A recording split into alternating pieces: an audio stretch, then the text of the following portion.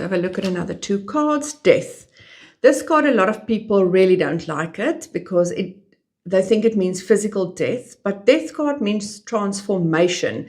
So something is going to change, something is going to transform. Together with a tower. So this, if I were to get this in a reading, I would be nervous. Tower is all about change. Tower is about the foundation shaking and something new going to happen.